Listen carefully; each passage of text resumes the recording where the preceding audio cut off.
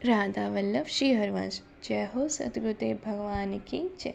सतगुरुदेव भगवान जी के चरणाविंद का आश्रय लेकर आज हम आपको एक बहुत ही प्यारे संत श्री सोम जी के चरित्र आपको सुनाने जा रहे हैं। तो चलिए शुरू करते हैं। आप बड़े ही समृद्धशाली संत थे। आपके यहाँ संत सेवा, कथा कीर्तन, सत्संग आदि की तो मानो धूम ही मची रहती थी। आपकी ख्याति को देखकर आपका ही एक गुरु भाई आपसे बहुत द्वेष करने लग गया।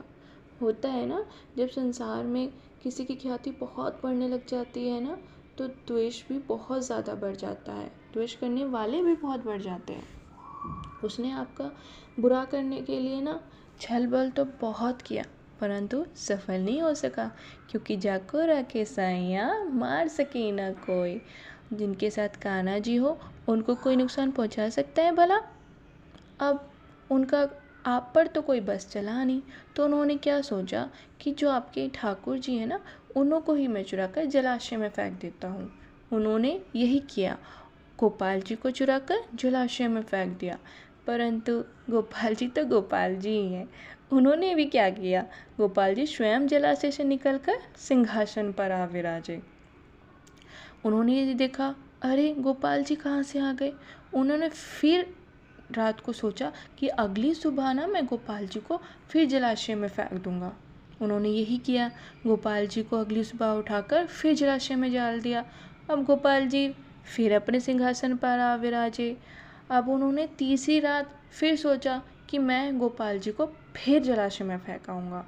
इस बार उन्होंने कान्हा जी ने उनको ना सपने में बह दिया कि अगर तुमने इस बार मेरे को जलाशय में फेंका ना, तो मैं तुम्हें कभी क्षमा नहीं करूँगा। तुमने 2 बार मुझे जलाशय में फेंका, मैंने तुम्हारा अपराध क्षमा कर दिया, लेकिन इस बार बिल्कुल नहीं करूँगा। अब वो घबरा गए। कान्हा जी ने ये भी कहा उनसे कि अगर तुम अपना अपराध क्षमा करना ही चाहते हो, तो तुम्हें अपना कल्याण करना चाहते हो, तो तुम्हें सोम जी की शरण में को ग्रहण करना होगा, अन्यथा मैं तुम्हारा सर्वनाश कर दूंगा। यह सुनकर वह गुरु भाई बहुत घबरा गया और तत्काल श्री सोम जी के पास जाकर अपनी समस्त काली करतूतें यह कह सुनाई तथा क्षमा याचना की, क्योंकि सोम जी को तो इस बारे में कुछ पता ही नहीं था।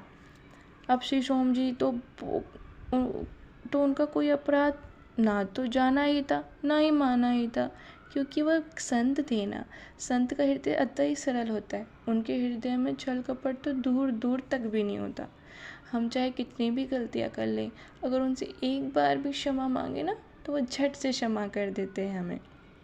उन्होंने उनकी प्रार्थना करने पर उनको क्षमादान दिया और उसको कहा कि अगर तुम अपने जीवन का कल्याण करना चाहते हो, तो संतों की सेवा और भगवंत सेवा का खूब करो, ताकि तुम्हारा कल्याण हो जाए। बस यही थी हमारे प्यारे से संत श्री सोम जी की चरित्र। चलिए अब आगे मिलते हैं। राधा वल्लभ श्री